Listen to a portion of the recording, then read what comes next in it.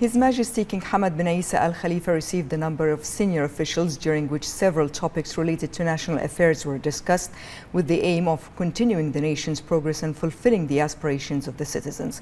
His Majesty expressed pride in the notable achievements made by His Royal Highness the Crown Prince and Prime Minister Prince Salman bin Hamad Al Khalifa in government work, which contribute to further advancement across various domains.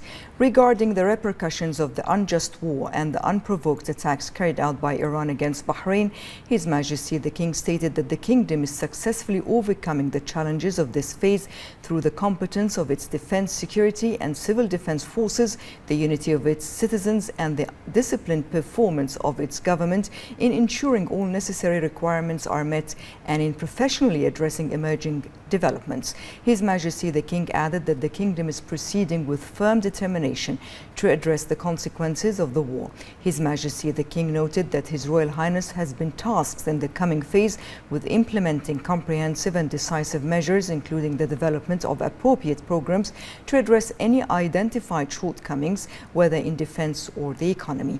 This also includes the immediate initiation of necessary actions against those who have betrayed Bahrain or sought to undermine its security and stability, as well as reviewing citizenship eligibility to determine who merits Bahraini nationality and who does not, with appropriate measures to be applied accordingly. His Majesty stressed that the situation remains sensitive, requiring adherence to national responsibility, given that Bahrain is a great trust and that there can be no tolerance for dereliction of duty.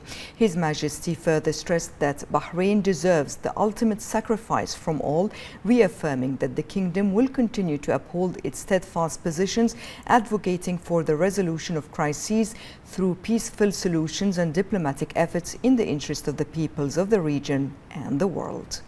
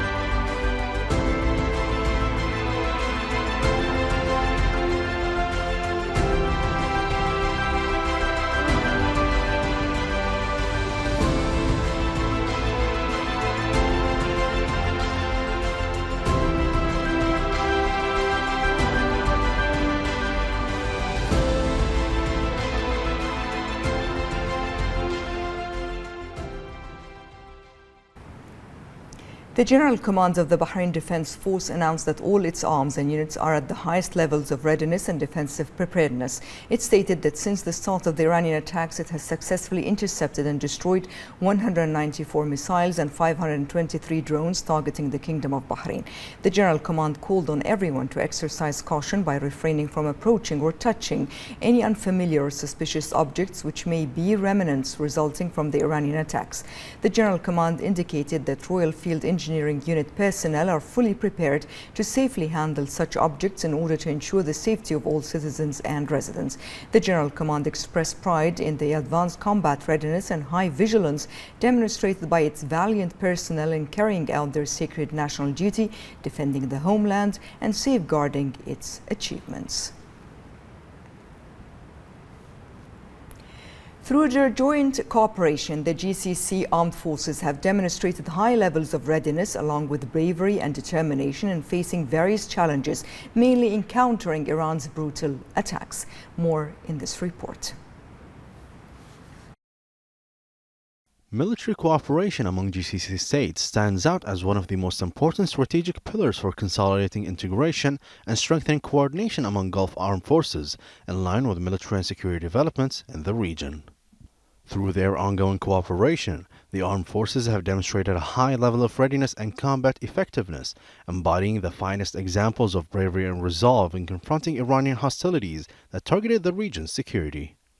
This joint cooperation reflects the cohesion of the Gulf front and the strength of its defensive stance, ensuring that this military cooperation remains a fundamental pillar for guaranteeing the region's security and stability in the face of various challenges. The Gulf Armed Forces continue to work in unison to strengthen and develop their defense partnerships as part of a strategic initiative aimed at building a more effective regional security umbrella capable of confronting various challenges with confidence.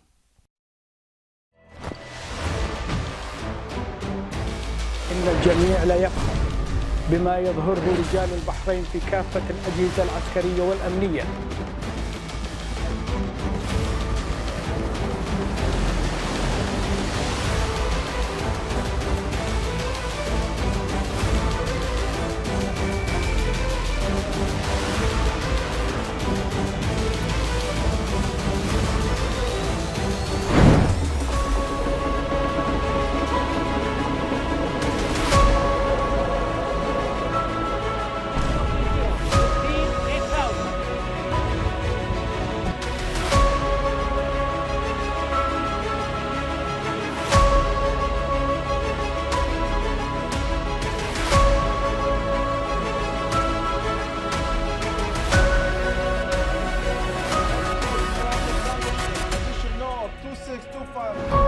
ربي اجعل هذا البلد آمنا. The Representatives Council Speaker and Chairman of the Executive Committee of the Parliamentary Division Delegation Ahmed Al-Musallam held bilateral parliamentary meetings with the heads and representatives of the parliaments of France, Brazil and Uzbekistan on the sidelines of the 152nd IPU General Assembly. Al-Musallam affirmed that the condemned, rejected and denounced Iranian attacks targeted civilian objects and vital facilities and harmed countries, peoples and their stability. He noted that Bahrain has been subjected to unjustified attacks by Iran for more than 45 days using drones and ballistic missiles, as those attacks have affected citizens' homes and sources of energy and water. He noted that Bahrain has been known for its adherence and full commitment to the approach of peace and coexistence and for building ties based on mutual respect, and has not initiated hostility towards any country, yet it is subjected to unjustified Iranian attacks. For their part, the heads and representatives of the parliaments of France, Brazil and Uzbekistan expressed their pride in their ties with Bahrain, looking forward to enhancing cooperation and coordination to support bilateral interests and enhance the desired developments and progress. The Shura Council held its weekly session chaired by Ali As-Saleh and was attended by the Minister of Shura and Representatives Council Affairs Ghanem Al-Bouainain and the Minister of Social Development Usama Al-Alawi. The Council approved Decree Law number 37 of 2025 amending Article 161 of the Central Bank of Bahrain and Financial Institutions Law.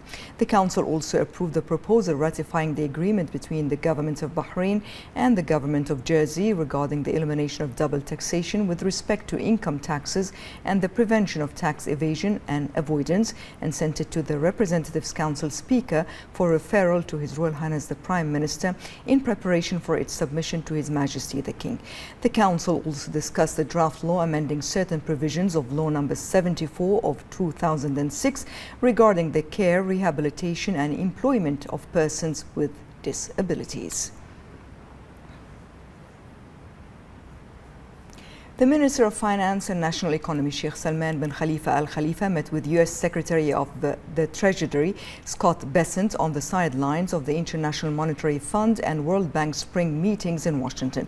The Finance Minister underlined the long-standing ties and strategic partnership between Bahrain and the U.S., noting continued growth, particularly in the financial and economic sectors, and a shared commitment to further developing relations. The financial and economic cooperation between the two countries was reviewed along with means to enhance coordination and create further opportunities. Regional developments and global economic updates were also discussed.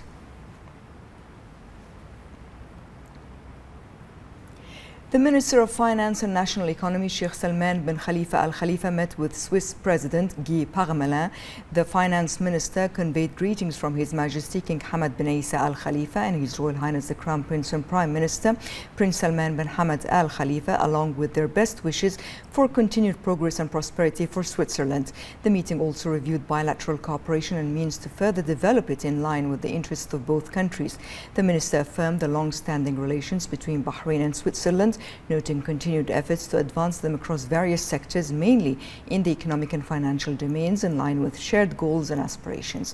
The two sides signed an agreement on the promotion and protection of investments between the governments of Bahrain and the Swiss Federal Council. The Finance Minister said that the agreement opens wider opportunities for high-quality partnerships, noting that it provides a comprehensive legal framework ensuring fair and equitable treatment and protection of investments.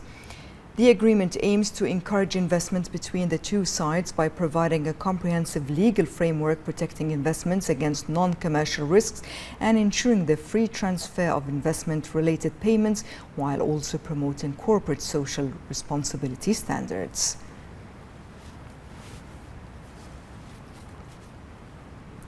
The Minister of Finance and National Economy, Sheikh Salman bin Khalifa Al Khalifa, met with the Premier of Bermuda, David Burt. The Finance Minister underscored the importance of further enhancing the long-standing bilateral relations between Bahrain and Bermuda and advancing them towards broader horizons across various sectors, particularly in the financial and economic fields.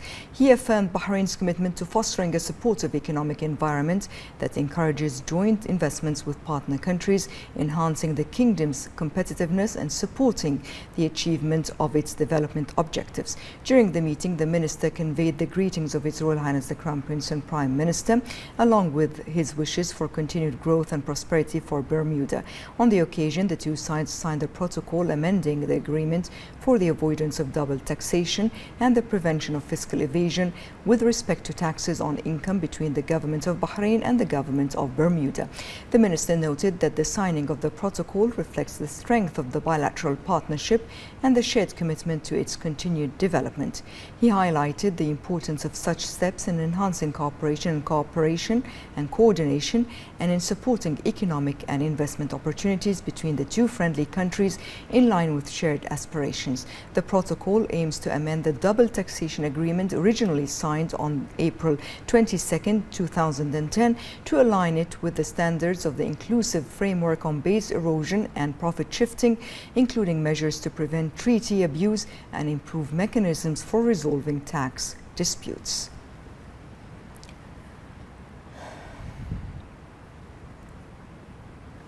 The Minister of Education, Dr. Mohammed Juma, made inspection visits to government schools as in-person classes resumed while remote learning options continue in line with ministry policies to ensure continuity, quality and flexibility in exceptional circumstances. Dr. Juma met students, teachers and educational and administrative staff. He observed lessons and in-person activities and reviewed the progress of remote learning through dedicated broadcast centers. The minister lauded the strong efforts of education sector staff in implementing the ministry's approved policies, including providing remote learning via accredited digital platforms alongside in-person learning supported by well-qualified staff deployed efficiently across the system. He said Bahrain has presented a leading model in effective education management thanks to the pre-prepared plans and programs aligned with current requirements. Dr. Juma expressed appreciation to all education sector employees for their commitment to the learning process and their dedication to ensuring its continuity.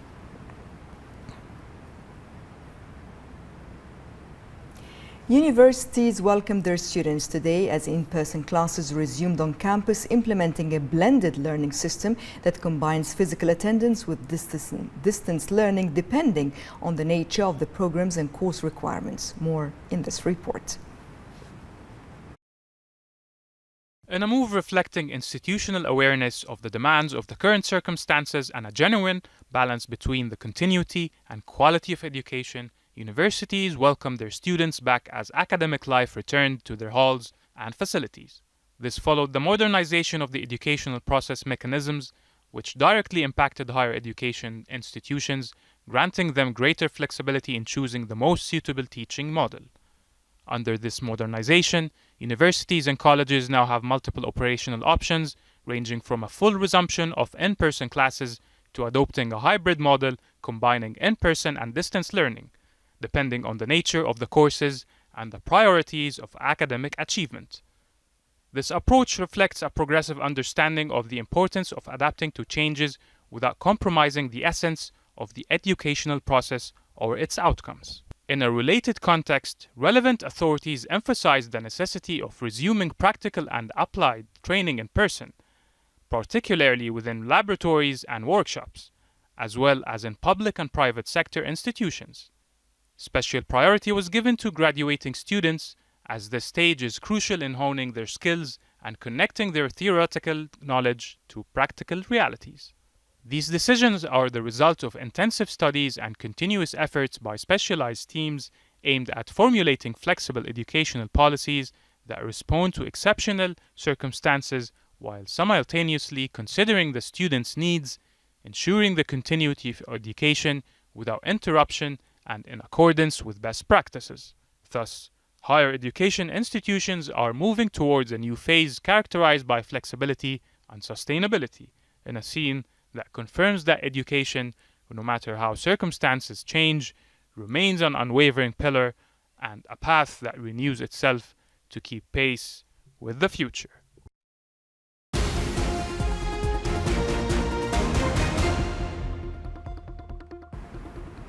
Bahrain's Parliamentary Division delegation participated in the election of the Inter-Parliamentary Union Secretary General held as part of the 152nd IPU Assembly in Istanbul, Turkey.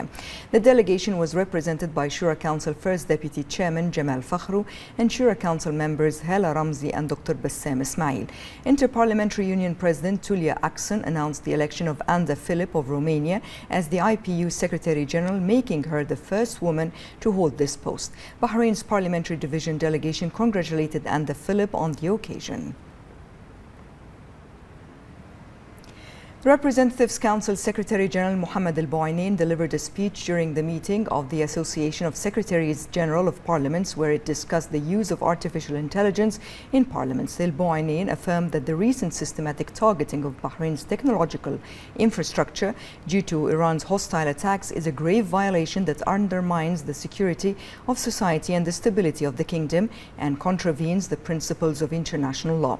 He noted that artificial intelligence has evolved into a system that accelerates work, the analysis of information and the management of institutional knowledge, ultimately supporting legislative processes and enhancing Parliament's interaction with its citizens. The Representatives Council Secretary General and member of the Executive Committee of the Association of Secretaries General of Parliaments, Mohammed Al-Bouainain, participated in the closing session of the committee's meetings.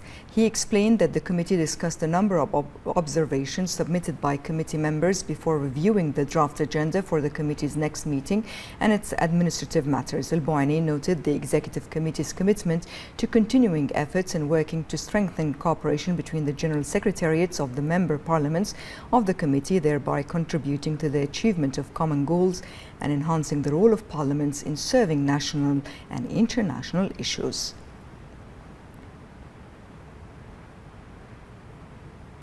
Shura Council Secretary General Karim Al-Abbasi participated in the Association of Secretaries General of National Parliaments meeting in Istanbul, where practical uses of artificial intelligence in parliamentary work were discussed.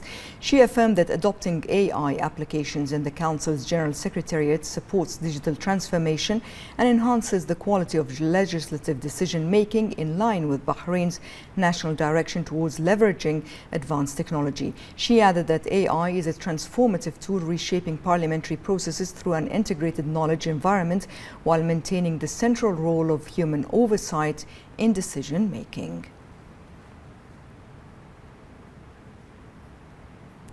Member of the Shura Council and the Committee to Promote of Respect for International Humanitarian Law at the IPU, Dalal Zaid, delivered remarks at the meeting of the committee. She affirmed that Bahrain is committed to promoting the right to nationality within the framework of the rule of law and in accordance with relevant international standards.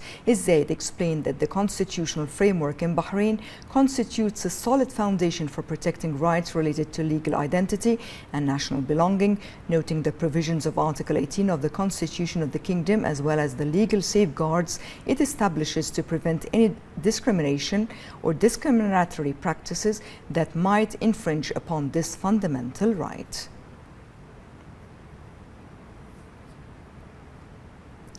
The Deputy Speaker of the Asian Parliamentary Assembly and representative of the chairing state, Ahmed Al-Salloum, delivered an address before the 152nd IPU Assembly. He noted that the current international situation imposes increasing responsibilities on parliaments to build a more stable and just future. Al-Salloum stated that the parliaments of Asia believe that fostering hope and preserving peace require enhancing trust in the multilateral international system and a strict commitment to the principles of international law.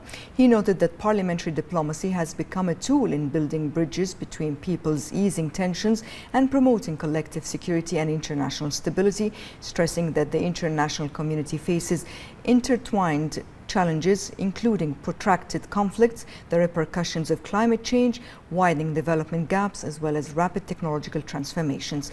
Al-Salloum said that Asian parliaments are calling for the adoption of a forward-looking approach that enacts legislation taking into account the interests of future generations, noting the importance of empowering youth and women as genuine partners in decision-making.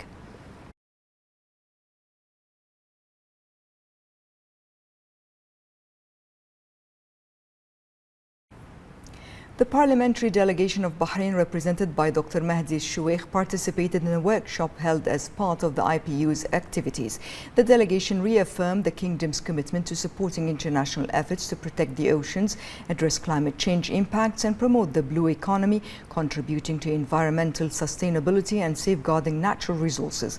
Al-Shuwaikh noted that Bahrain attaches importance to marine environmental issues and climate change, reflecting its commitment to contributing to global efforts to protect marine ecosystems. He noted that oceans are a key pillar of food security and economic stability, as well as vital to sustaining natural resources.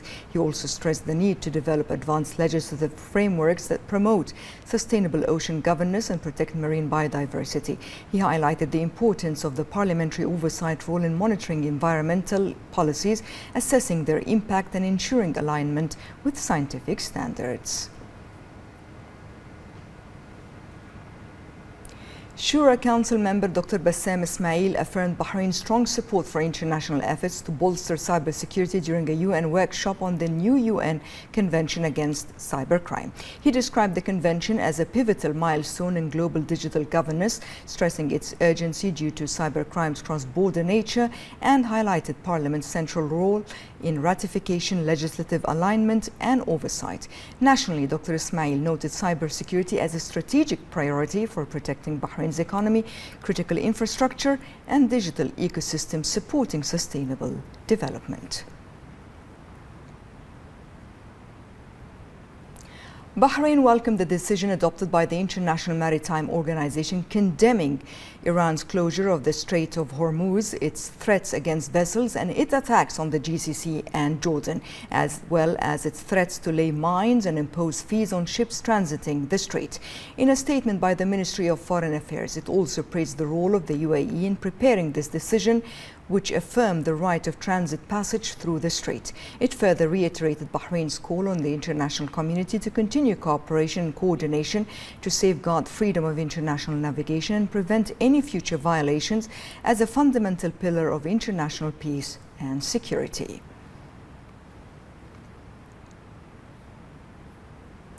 The Ministry of Foreign Affairs expressed Bahrain's strong condemnation and denunciation of the armed terrorist attack targeting the French contingent of the United Nations Interim Force in southern Lebanon, which resulted in the death of one French soldier and the injury of others.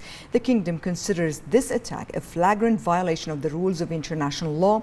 The ministry affirmed Bahrain's solidarity with Lebanon and its support for the measures taken to pursue those responsible for these criminal acts and bring them to justice in a manner that preserves the country's security and stability. The Ministry of Foreign Affairs reiterated Bahrain's appreciation for the efforts of the UNIFIL and its vital role in maintaining peace and supporting stability in Lebanon.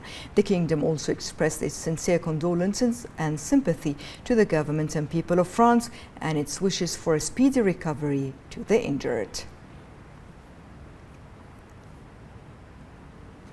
The permanent mission of Bahrain to the UN in New York sent identical letters to both the UN Secretary General and the Security Council President, following up on previous national communications aimed at informing the Council members of Iran's blatant and illegal attacks on Bahrain. This is the 11th letter in a series of official communications regarding Iranian aggression. The letter emphasized that Iran has continued to disregard UN Security Council Resolution 2817, which states that the hostile Iranian attacks against Bahrain, the GCC and Jordan constitute a violation of international law and demands their immediate cessation. The letter further stated that Iran's deliberate attacks on civilian targets and vital infrastructure in Bahrain is deeply concerning. These attacks have posed a direct threat to the lives of citizens and residents, targeting civilian infrastructure and residential areas and causing significant damage to civilian facilities and vital infrastructure. The letter also re-referenced the Human Rights Council resolution adopted on March 25, 2026, which calls upon Iran to provide full, effective and immediate compensation to all victims for the damage and injuries caused by its unlawful attacks within Bahrain.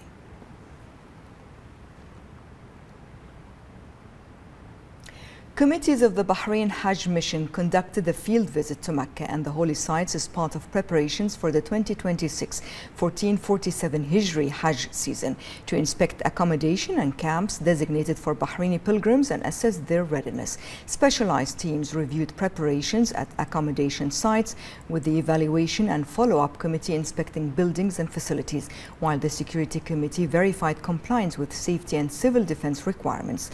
The teams also followed up on the preparation of camps through the planning committee in the presence of representatives of Bahraini Hajj tour operators, including checks on structural installations, infrastructure and site development projects.